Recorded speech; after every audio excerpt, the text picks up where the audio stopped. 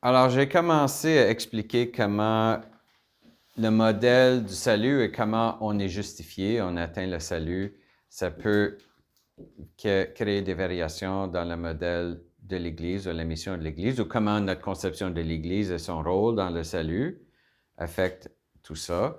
Nous allons entrer plus en détail sur le plan concret dans la mission de l'Église demain.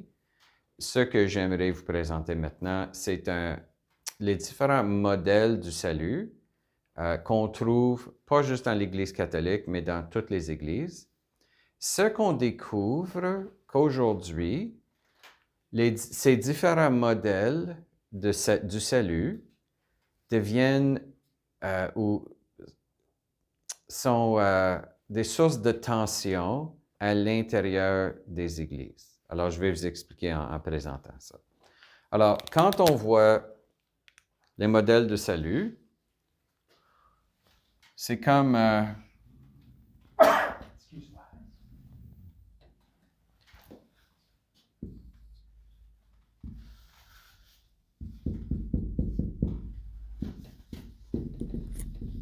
OK.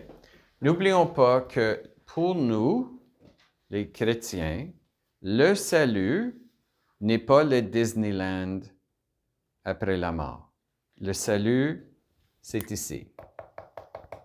C'est la Sainte Trinité, être assis à la table, de partager la vie divine, d'être rempli de l'Esprit Saint, de toujours grandir vers l'infini, expérimenter l'amour infini de Dieu, mais pas juste de recevoir l'amour infini de Dieu, de répondre avec l'amour infini en nous. Bien, notre amour ne sera pas infini, mais ça va toujours grandir pour devenir de plus en plus grand vers Dieu et vers les autres. Donc, le ciel, c'est l'expérience de la vie divine à l'intérieur de cet échange d'amour qui est la Sainte Trinité. On appelle ça, un mot pour ça, le salut. Dans la tradition, on peut appeler ça la vision béatifique.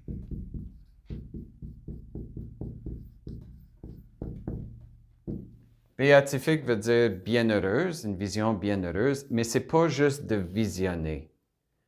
C'est d'être immergé, une immersion dans cet amour, cet échange infini de l'amour de Dieu. Mais souvent, dans la théologie, on va voir l'expression vision béatifique parce que Saint Paul, en décrivant le ciel, il a dit, ici, notre expérience du salut, c'est comme couvert par un voile. Mais un jour, on verra face à face. Mais regarder Dieu face à face veut dire entrer dans la vie de Dieu. Donc, on appelle ça vision béatifique, mais il ne faut pas penser que ça veut dire que le ciel sera plate. OK? Chaque fois que j'entends ça, vision béatifique, c'est plate, le ciel. Alors, je ne pense pas que je vais aller au ciel, ça a l'air plate. Le moment où on dit ça, on sait qu'on n'a pas réussi dans notre mission. Il faut parler de la bonté de Dieu, le bonheur du ciel, l'amour infini. Ça, c'est la vision béatifique. Est-ce que ça veut dire que tout le monde va l'atteindre? Dum, dum, dum. Alors, il y a une école de pensée qui s'appelle l'universalisme.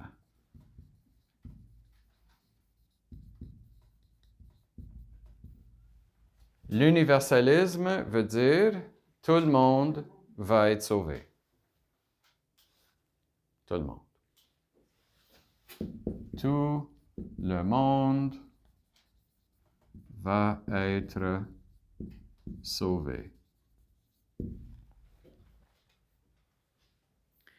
Il y a différentes versions de l'universalisme.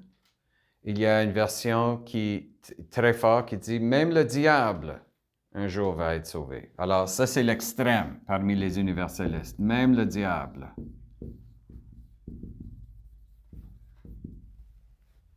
D'autres qui disent, OK, pas le diable, mais tous les humains.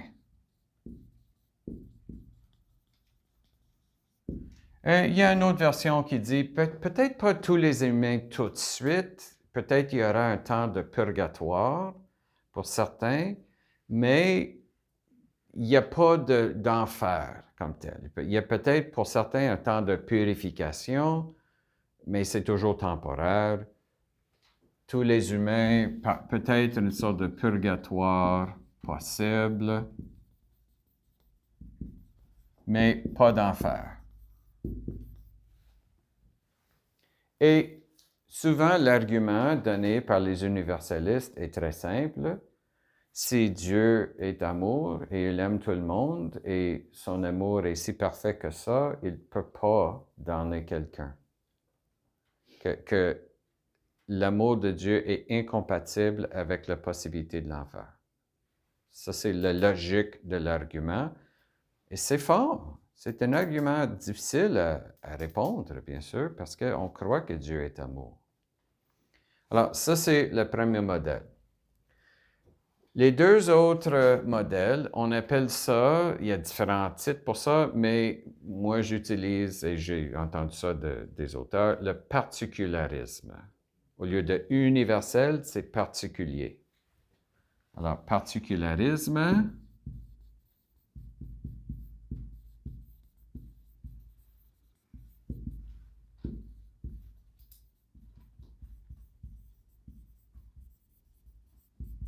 Et il y a un particularisme, je dirais, optimiste et un particularisme pessimiste.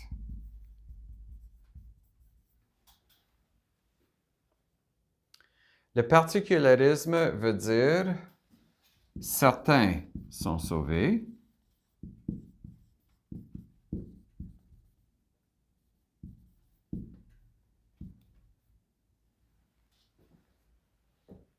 donc, ce n'est pas universel. Si c'était universel, ce serait universalisme. Et certains des humains. Parce que bien sûr, le diable n'est pas inclus. Il n'y a pas de retour pour le diable dans le particularisme. Bien sûr, je reviens au universalisme pour un instant. Le modèle qui dit tous les humains, mais pas le diable, il y a un mi-chemin entre les deux qui dit il n'y a pas de diable. Donc, si on nie l'existence du diable, l'universalisme redevient total. OK? Et les gens qui disent que l'idée d'un enfer est incompatible avec l'amour de Dieu, souvent vont aussi être les gens qui disent le diable n'existe pas. Parce que, bien sûr, de dire Dieu aime les humains tellement que personne va se trouver damné, mais Dieu n'aime pas le diable, on trouve ça un peu incohérent si on dit que Dieu est l'amour parfait, total, etc. Donc, souvent, l'universalisme cache un déni de l'existence des anges, ou au moins l'existence des anges déchus. Alors, souvent, quand on parle aux gens qui ont une ouverture à l'universalisme et on leur pose des questions sur les anges, ils vont dire, ben le diable, ça n'existe pas. On entend ça aussi. Alors, ici, avec le particularisme, certains des humains sont sauvés, mais qui? Alors, la forme, bon, commençons par la forme pessimiste. La différence entre la forme optimiste et la forme pessimiste, c'est quel est notre destin par défaut. Alors, il y a une approche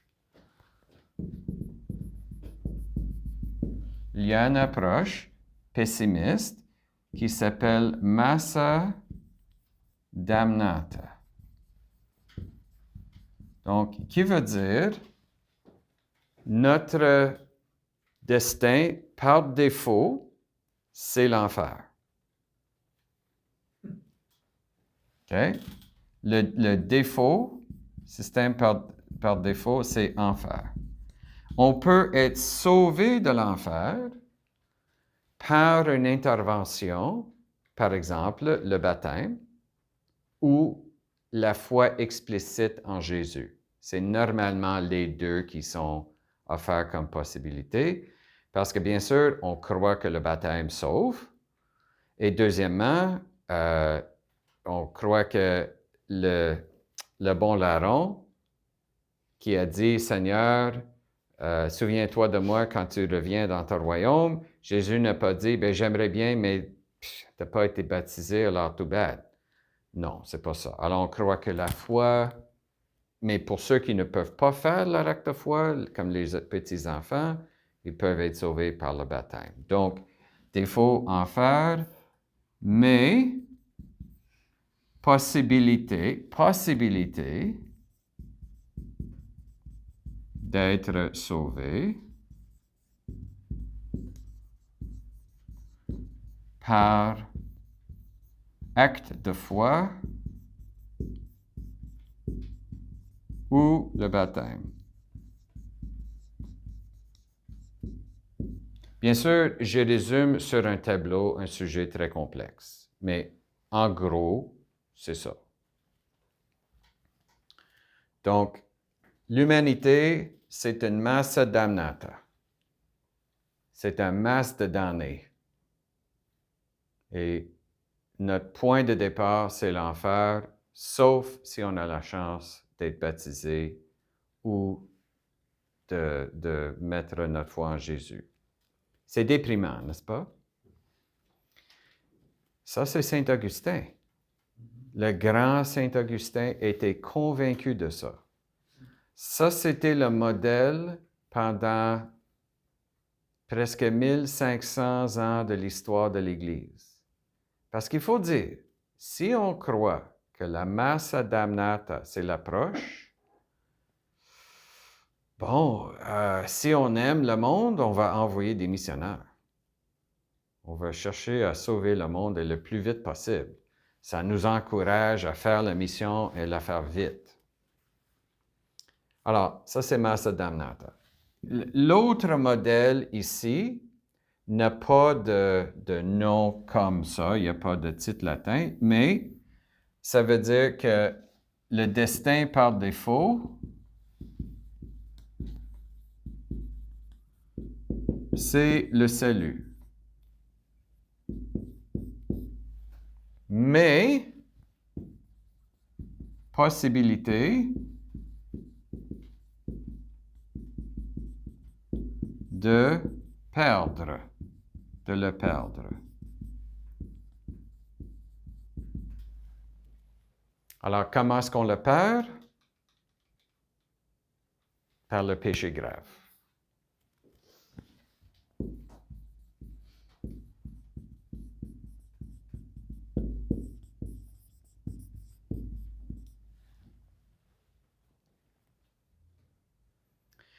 Il y a des modèles de l'universalisme qui sont proches du particularisme optimiste. Par exemple, il y a une théologie qui s'appelle la théologie de l'espérance, théologie de l'espoir, c'est pas l'espérance, qui dit on peut espérer que l'enfer est vide. Peut-être il y a un enfer, mais peut-être c'est vide. Donc, s'il y a un enfer, c'est du particularisme, mais si l'enfer est vide, sur le plan pratique, c'est un universalisme. Ou il y a aussi une sorte de particularisme tellement optimiste, c'est un particularisme qui dit, est-il vraiment possible pour quelqu'un de commettre un péché mortel? Pour commettre un péché mortel, il faut que l'action soit grave, mais il faut aussi que la personne ait la pleine conscience et la pleine volonté. Et qui entre nous comprend vraiment toutes les conséquences de ses actions? Qui entre nous peut vraiment dire que quand ils ont fait posé tel ou tel geste, ils faisaient ça vraiment avec une pleine conscience et une pleine volonté? Peut-être les péchés mortels existent, mais on entend cet optimisme extrême quand on dit des choses comme « peut-être même Judas est sauvé ». Qu'est-ce que Jésus a dit au sujet de Judas? Il aurait été mieux pour cet homme de ne pas avoir été né, de ne pas avoir né.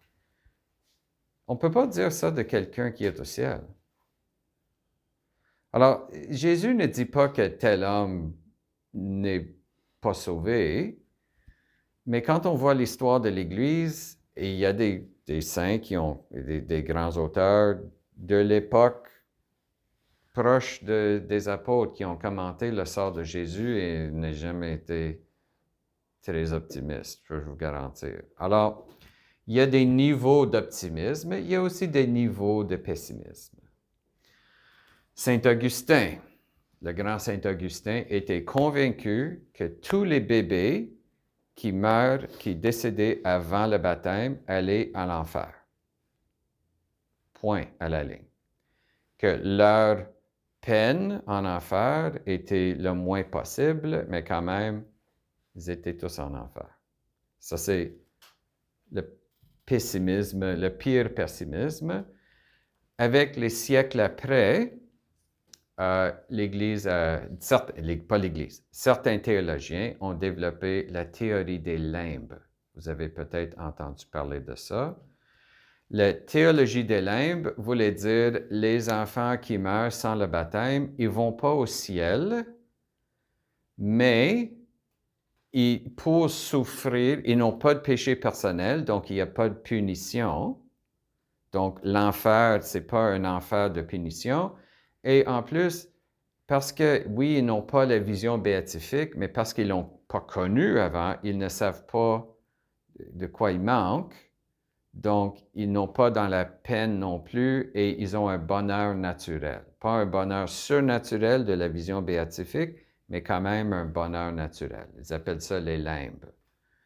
Donc, les limbes, c'est une manière de dire, OK, oui, pour les gens qui pensent que c'est ça l'approche, mais on essaie de mitiger l'idée pour ceux qui sont innocents. Bien sûr, un des arguments pour la massa damnata, c'est le péché originel. Saint Augustin était convaincu, et il ne faut pas penser que Saint Augustin, c'est un grand méchant. Lui venait du nord de l'Afrique, et les chrétiens du nord de l'Afrique, c'était une partie de l'Empire romain qui avait souffert le plus par des persécutions. Les chrétiens là étaient sérieux et très sévères. Et donc, ils ont dit, si on souffre pour la foi, bien, c'est parce qu'on veut éviter des souffrances ailleurs. N'oublions pas, les persécutions, c'était, on te donne une piqûre, puis tu vas mourir dans ton sommeil. On les brûlait vifs, on les crucifiait. Et on disait aux gens, bien, acceptez le martyre pénible comme ça avec courage parce que tu vas gagner ton âme. Et si tu n'acceptes pas le martyre, si tu décides de livrer les livres, les traditores, ou si tu renies ta foi, ton âme est en danger. C'est mieux d'être brûlé ici sur terre que de brûler en enfer. Vous comprenez la mentalité que ça crée, les persécutions? Et donc, imaginons si on arrivait pour dire, mais vous savez, Dieu nous aime, alors peu importe ce qu'on fait, on va au ciel pareil. Alors pourquoi être martyr? Ça vaut quoi? Et même Jésus a dit dans l'Évangile, ceux qui vont me nier ici sur terre, moi je vais les nier devant la face de mon Père. Donc Jésus encourage ses disciples à aller jusqu'au martyr. Donc les gens en Afrique du Nord, c'était leur approche, mais ça crée une approche très dure dans la culture théologique, la culture spirituelle, incluant la possibilité que même les enfants innocents ne seront pas sauvés. Et l'argument pour préserver la justice de Dieu, c'était de dire, nous sommes tous coupables. Le péché originel est réel, nous sommes tous coupables et donc il n'y a aucune personne qui mérite le ciel. Si on est sauvé, c'est un don de Dieu, une grâce de Dieu, mais personne ne le mérite. Après ça, imagine, il y a des choses pires que ça. il y a la double prédestination.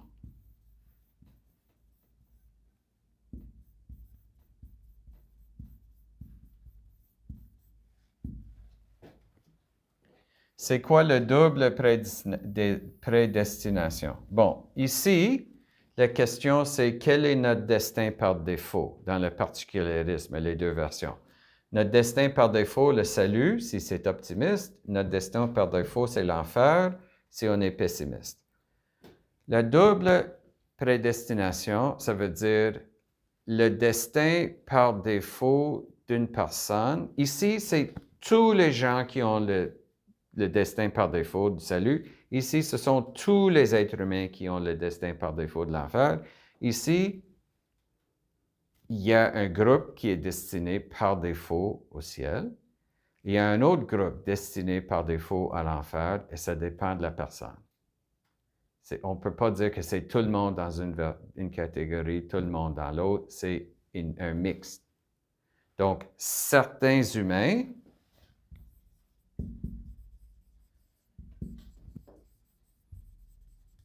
le destin, c'est le ciel, le salut, et d'autres humains, le destin, c'est l'enfer,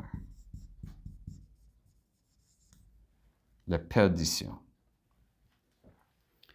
Et que c'est comment est-ce qu'on sait qui est sauvé? Quels sont les critères? Parce que n'oublions pas, on parle ici de destin. C'est à partir de notre conception. Ici, il y a la possibilité des deux, mais c'est parce qu'il y a un puis on le perd. Ici, la possibilité des deux, mais un, on le gagne. Ici, les deux destins sont dès le point de départ. Qui détermine ça? Dieu lui-même. Alors, Dieu décide, OK, Guy Fauché, il vient de naître, ou il vient juste il y a 9 mois avant la naissance, alors sa conception, il n'y a même pas le nom Guy Fauché. Lui, ciel. Michel Lacroix, non, lui, l'enfer. Excuse.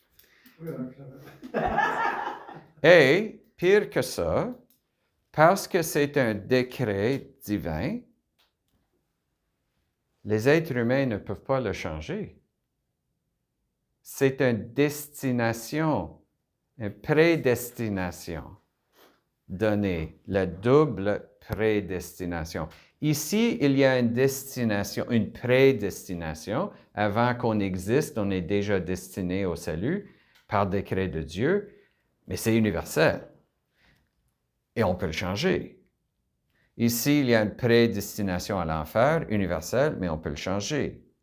Ici, parce que c'est une prédestination qui n'est pas juste pour la catégorie des hommes au complet, mais pour des individus, ça veut dire que Dieu avait ses raisons. Et donc, les êtres humains ne peuvent pas le changer. Et la question se pose, mais pourquoi est-ce que Dieu déciderait que telle personne ne peut pas être sauvée, malgré n'importe quelle belle œuvre que la personne va accomplir?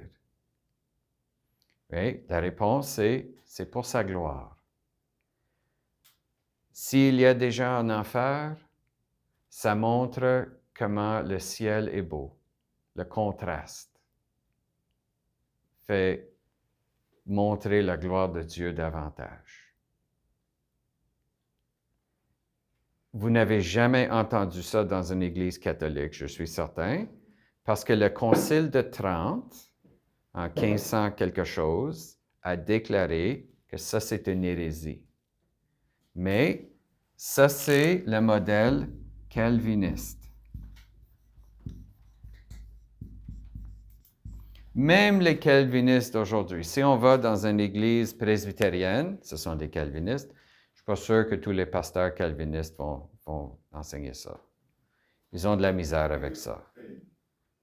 Mais la raison pour laquelle les calvinistes enseignaient ça, c'est parce qu'ils disaient que Dieu sait tout, il connaît même nos actions futures, Et s'il connaît nos actions futures, on n'a pas vraiment de libre arbitre. Donc, c'est pourquoi on ne peut rien faire pour changer notre sort. Parce que c'est déjà dans le décret éternel de Dieu. Les calvinistes aussi, ils vont regarder dans les textes bibliques, surtout l'histoire de Moïse. OK? Alors, qu'est-ce que ça dit dans l'Exode? Dieu dit à Moïse, qu'est-ce qu'il dit? Va voir Pharaon. Je veux que tu retournes en Égypte et tu vois Pharaon et tu lui dis quoi? Oui.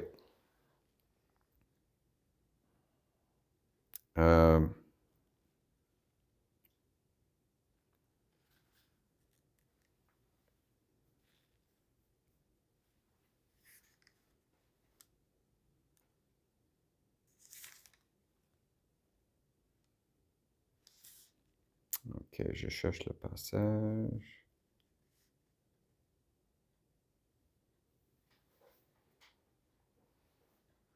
Mais je sais que le roi d'Égypte ne vous permettra pas de partir, sauf s'il est contré par une main forte. J'étendrai donc ma main, je frapperai l'Égypte avec tous les miracles que je ferai au milieu d'eux. Alors, Dieu dit, je sais qu'il y aura une difficulté. Mais, plusieurs fois, dans le texte où il y a les miracles, les désastres pour les Égyptiens, ça dit que Dieu faisait que le cœur de Pharaon soit endurci. Alors, les calvinistes lisaient ça et disaient, ben, si Dieu voulait que Pharaon pêche, pourquoi est-ce qu'il voulait ça? Mais c'était pour montrer la gloire de tous ces miracles, la gloire de son pouvoir en envoyant tous ces désastres sur le pays d'Égypte.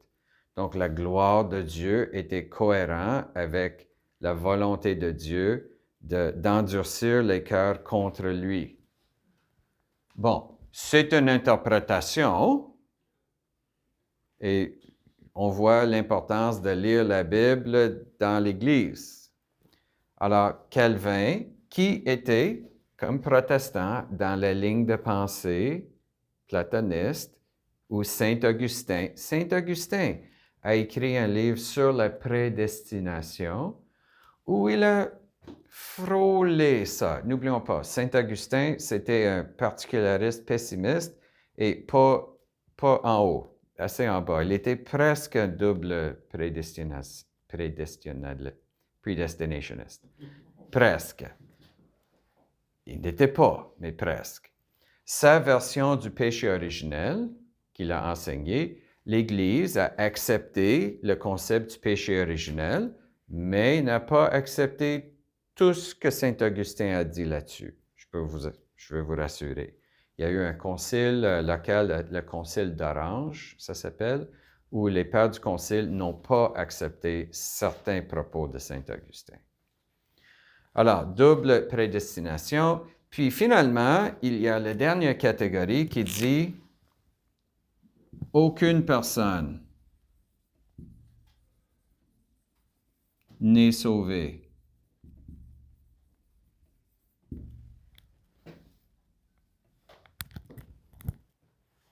Ça inclut qui?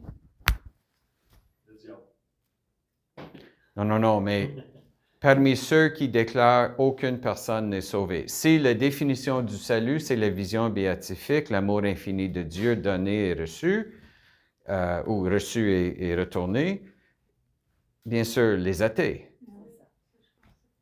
Les athées. Les bouddhistes.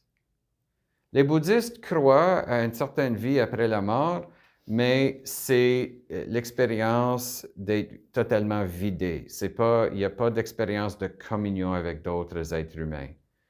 Les hindous, c'est une expérience de fusion avec le Brahman, mais on perd notre individualité.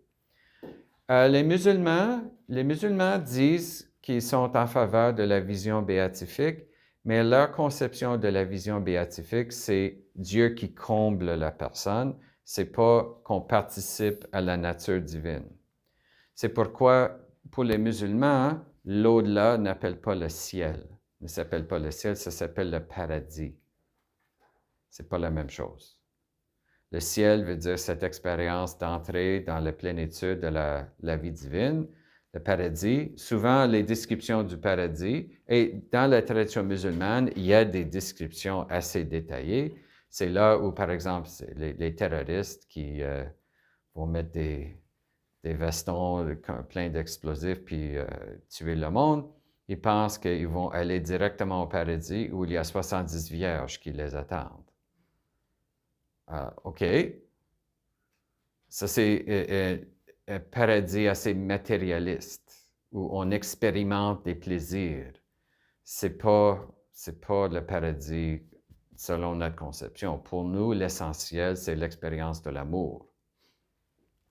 Alors, ça, c'est les différents modèles. Pour revenir au particularisme, comment est-ce qu'on peut distinguer entre les deux formes de particularisme? Habituellement, c'est la question, le sort des enfants non baptisés.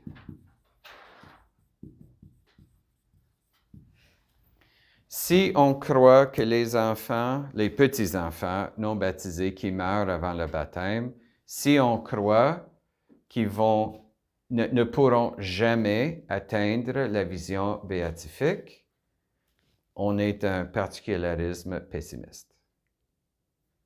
Si on croit que les enfants qui meurent avant le baptême vont atteindre la vision béatifique, peut-être pas tout de suite, peut-être il y a un temps de limbe ou purgatoire limité, mais peu importe si c'est immédiat ou pas, qu'éventuellement ils vont atteindre la vision béatifique, on est dans un particularisme optimiste.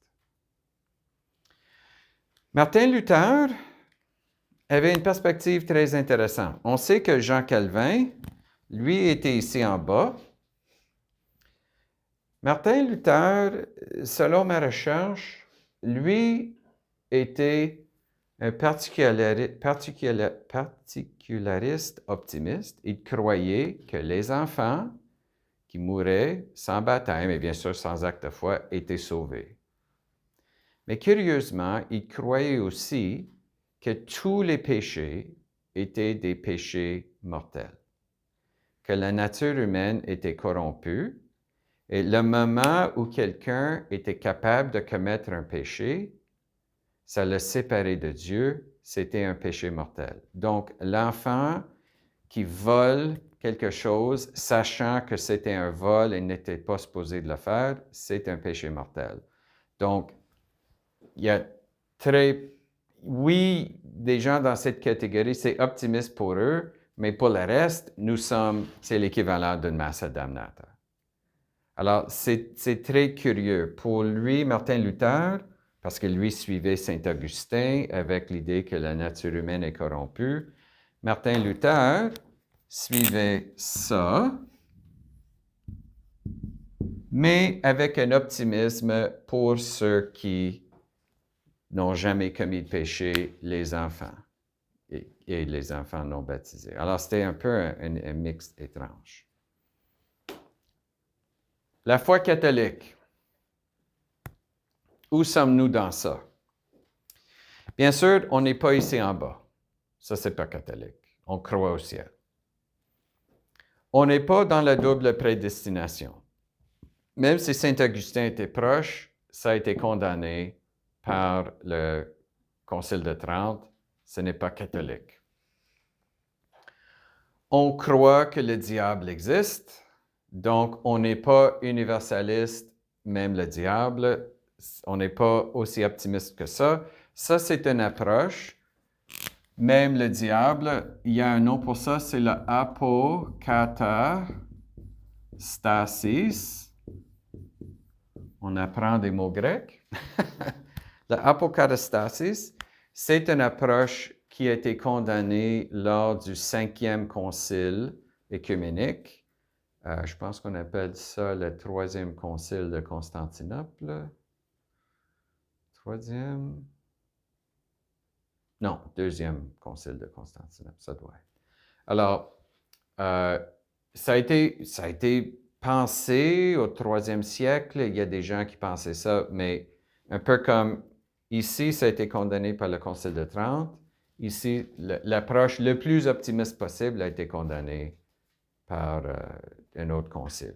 Il y a des gens qui contestent si c'était vraiment condamné par ce concile, mais ça, c'est une question d'histoire de l'Église et d'histoire de la dogmatique. C'est sûr qu'à travers les siècles, dans l'Église catholique, on n'a jamais dit que même le diable va être sauvé. Ça n'a jamais fait partie de notre tradition.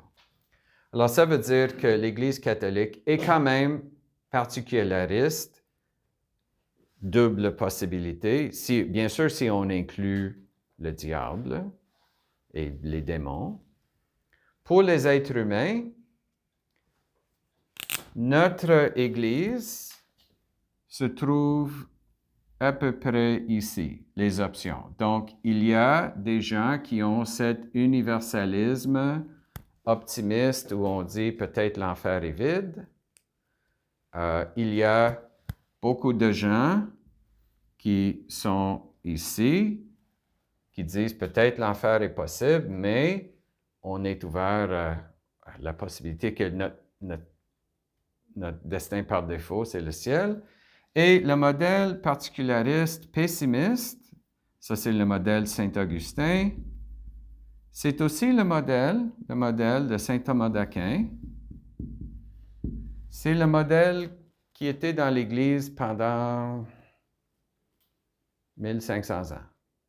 Alors, la théorie ou le modèle prédominant dans l'Église catholique et avant les protestants, bien sûr, pendant beaucoup de temps, parce que Saint-Augustin avait tellement d'influence, c'est ici.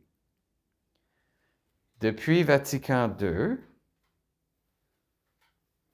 avec Lumen Gentium qui voit le Chronos et le Kairos, et peut-être il faut voir est-ce que les musulmans, est-ce que les athées, les personnes de bonne volonté peuvent être sauvées, etc. On a essayé d'ouvrir ça, d'être un peu moins pessimiste en disant peut-être il y a d'autres moyens de trouver le salut à part de la foi et le baptême.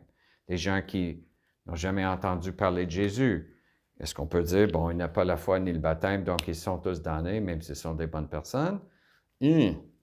Alors, vous voyez comment, avec le globalisme, la rencontre entre les cultures, et c'est aussi un effet, comme j'ai mentionné dans le cours de leçon de l'Église, l'histoire de l'Église, c'est sûr qu'au moment de la réforme protestante, on avait un endurcissement de notre théologie parce que les méchants protestants, on était contre, mais en même temps, je mets ça entre guillemets, les méchants, mais en même temps, c'était la découverte de l'Amérique et 1500 ans de personnes qui ne savaient pas que Jésus existait parce qu'ils ne savaient pas que l'Europe existait, ou Asie, et l'Asie et l'Europe ne savaient pas que les Amériques existaient non plus. Alors, est-ce qu'on peut dire que tous ces gens étaient un massa damnata? Et ce n'était pas de leur faute que les missionnaires ne sont pas allés. Les missionnaires ne savaient même pas qu'ils existaient.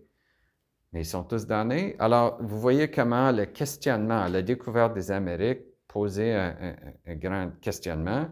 Donc, depuis dans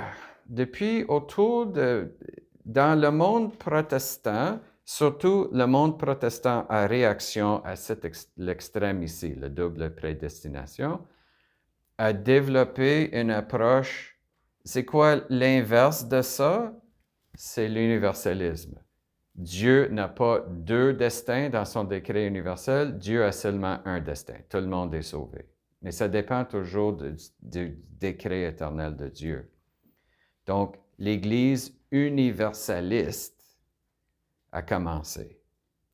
Assez vite, l'Église universaliste, il y a deux églises, l'Église unitarienne, l'Église universaliste se sont mis ensemble pour devenir l'Église unitarienne universaliste. Et les gens pensaient, ça va être la religion de l'avenir, parce que c'est la plus belle évangile, tout le monde est sauvé. Très peu de gens font membre de ça. Quelles sont les églises qui sont en croissance le plus rapidement actuellement? Les églises évangéliques. Quel est le message des églises évangéliques? Nous sommes tous des pécheurs, mais Dieu peut facilement nous sauver par la foi. Donc, mettons notre foi en Jésus et on est sauvé. Alléluia. Mais bien sûr, ça part du principe que nous sommes tous des pécheurs et que nous méritons pas le salut, mais l'enfer. Si le message était « nous sommes tous des pécheurs, mais on va au ciel pareil », mettons notre foi en Jésus, la question serait « mais si on va au ciel pareil, pourquoi est-ce qu'on sera obligé de mettre notre foi en Jésus ?» Implicitement dans le message, c'est l'idée que, si on ne le fait pas, il y aura des conséquences. Donc, les églises en croissance le plus, c'est ici.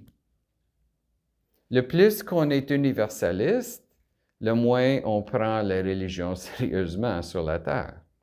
Ici, c'est quasiment le désespoir, parce que si on pense qu'on est sauvé, alléluia, mais on ne sait jamais. Donc, les gens dans ce mode ici sont souvent très nerveux et ils mènent une vie, je ne veux pas dire dépressive, mais disons que dans les églises calvinistes, il n'y a pas beaucoup de belles couleurs. J'étais dans la cathédrale de Genève, la première église de Jean Calvin. C'est gris, c'est sombre, mais la psychologie de la place, ça suit un peu la doctrine. Alors, l'approche catholique, on peut être un catholique avec cette approche pessimiste. On peut être un catholique avec cette approche optimiste. On peut même être un catholique avec une approche universaliste, mais il faut faire attention parce qu'on ne veut pas aller aussi loin. Le moment où on dit, si tout le monde est sauvé, pourquoi faut-il se confesser? Le péché n'a pas vraiment de conséquences. Alors, souvent, on détecte l'universalisme quand quelqu'un dit « C'est vrai que nous sommes tous sauvés, mais ici sur Terre, c'est quand même bien de dire nos fautes à un autre parce qu'il y a un effet bénéfique psychologique pour nous. » Donc, c'est le modèle psychologisant des sacrements. Le sacrement n'existe pas dans ce modèle. Dieu vient sauver son peuple, il faut faire partie du peuple de Dieu pour être sauvé. C'est pas ça qui compte, parce que nous sommes tous sauvés. Donc, les sacrements existent pour nous faire grandir comme personne. Il y a un effet psychologique, thérapeutique dans les sacrements. Bien sûr, si on prend ce modèle, c'est parfois vrai. C'est bon de faire partie d'une communauté, par exemple, aller à la messe le dimanche que de rester tout seul dans notre appartement. Donc, c'est vrai qu'il y a un bénéfice psychologique. Mais est-ce que c'est uniquement ça? Alors, le plus qu'on monte, le plus l'effet de l'Église devient un effet thérapeutique. Ce n'est pas un effet spirituel bénéfique. Je mentionne ça parce que j'ai montré comment il y a des tendances dans certaines églises. L'Église unitarienne, c'est ici. L'Église calviniste, c'est ici. Les catholiques. Les orthodoxes, ils ne sont pas sûrs où ils se trouvent. Il y a toutes sortes d'approches. Je peux vous garantir que la majorité des anglicans sont optimistes ou universalistes. La vaste majorité, curieusement, de l'Église unie.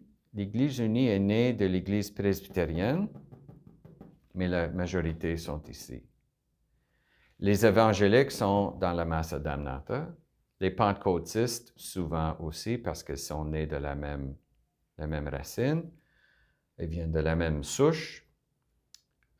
Mais qu'est-ce qu'on note, c'est que les catholiques plus conservateurs sont plus ici, et on comprend pourquoi. C'était notre approche pendant 1500 ans. Alors, si on est plus conservateur, on va aller vers cette tradition. Donc, les catholiques plus conservateurs sont plus portés à avoir des amis parmi les églises évangéliques et ont plus porté à avoir un certain mépris pour l'Église anglicane ou l'Église unie. Les catholiques qui sont plus libérales dans leur approche, plus optimistes pour le salut, vont souvent dire, On peut aller dans une église catholique ou une église anglicane ou une église unie. Pourquoi est-ce que je ne peux pas prendre la communion dans une telle église parce que on dit tous la même chose, etc. Ils sont plus portés à une ouverture, mais portent des jugements contre les gens. J'ai entendu des gens qui, dans cette approche plus libérale, plus universaliste, qui parlent avec mépris pour les gens qui sont plus pessimistes en disant, ils les appellent des infernalistes parce qu'ils croient à l'existence de l'enfer. Des infernalistes. Alors, qu'est-ce qu'on découvre? C'est que dans l'Église catholique, où on a plusieurs approches et on peut toujours être un bon catholique, on n'est pas éjecté de la communion de l'Église parce que le magistère n'a pas fait de détermination finale. On a coupé des extrêmes, mais quand même, le reste est toujours en train de mijoter. On découvre qu'il y a des tensions entre des groupes de catholiques, entre les catholiques plus de tendance conservateur, des catholiques plus de tendance libérale. Et on voit ça dans la politique, mais aussi dans la théologie, et c'est à cause de ça. Et que les catholiques plus de tendance libérale sont intéressés par la justice sociale, beaucoup plus. Parce que si tout le monde est sauvé, le seul enfer qui existe, c'est sur terre. Donc, la mission de l'Église, c'est de réparer le monde, de changer le monde, d'apporter la justice sociale. Les catholiques plus conservateurs, eux autres sont beaucoup plus pro-vie. Parce qu'ici, ils ne sont pas sûrs que les enfants à naître vont aller tous au ciel. Ils sont plus pessimistes. Bon, l'avortement, c'est le pire crime. Oui, la justice sociale, on ne veut pas que les gens souffrent ici, mais l'enfer est beaucoup plus dur que la pauvreté. Donc, il faut mieux sauver les gens et sauver les enfants. Donc, on voit une curieuse tension entre le mouvement pro-vie et le mouvement de justice sociale. En principe, être pro-vie, c'est une forme de justice sociale. Il ne devrait pas avoir de tension. Alors, pourquoi est-ce que ça existe? Je suis convaincu, c'est parce qu'il y a des tensions théologiques entre ces positions. Combien de fois est-ce que j'ai dit?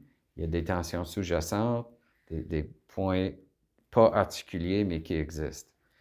Et donc, on voit que les églises plus de tendance libérale, il y a plus de communion avec les catholiques plus libérales, et les églises protestantes de tendance plus conservatrice ont plus de liens spirituels avec les catholiques de tendance plus conservatrice.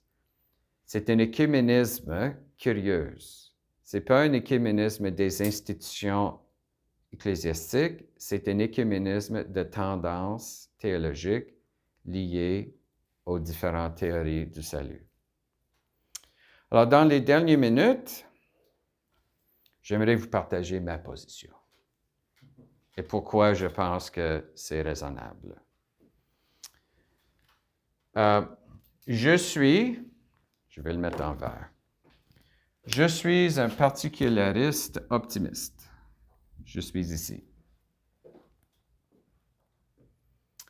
Je pense que le sacrifice de Jésus sur la croix fait que si Jésus n'avait pas monté sur la croix, c'est sûr que notre sort aurait été l'enfer.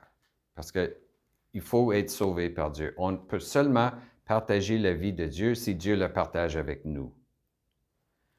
Donc, mais ce que Jésus a fait sur la croix, il n'est pas mort sur la croix pour les catholiques uniquement. C'était pour toute la planète, tous les gens de tous les siècles.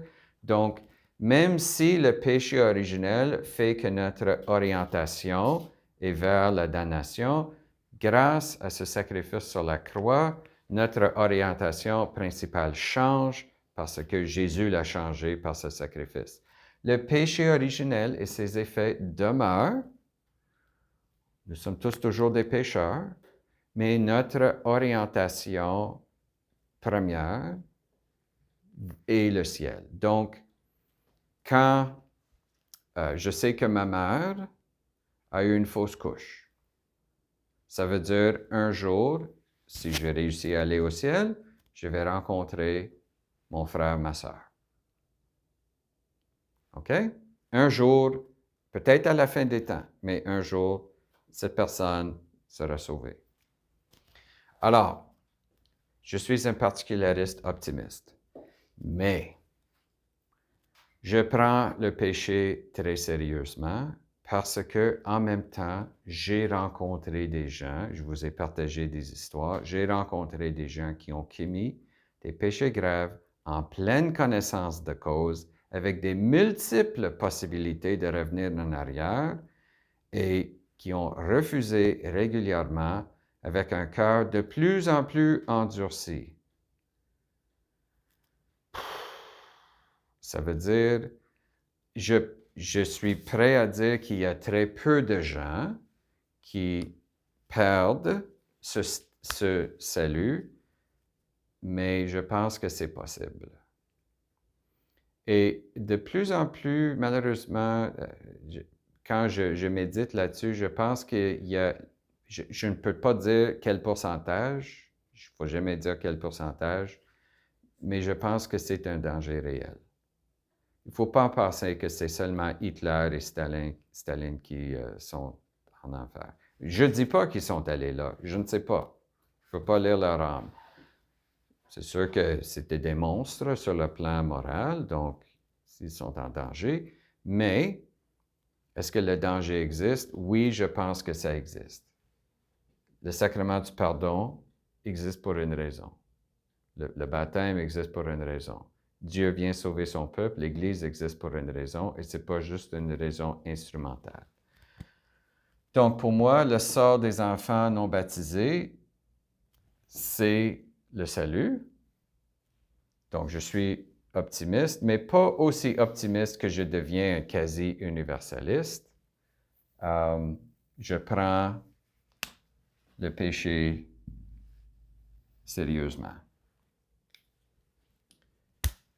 Je ne veux pas que quelqu'un va en enfer. Je ne suis pas un infernaliste. Ça me donne aucun plaisir. Mais aussi, je ne veux pas que moi, je sois là non plus. Et je ne prends pas mon salut pour acquis non plus. Je suis un évêque, mais j'ai la même responsabilité de mener une vie conforme à la grâce de Dieu comme n'importe qui. Alors, ça, c'est moi. Je vous encourage, entre vous, de discuter quelle est votre approche et pourquoi.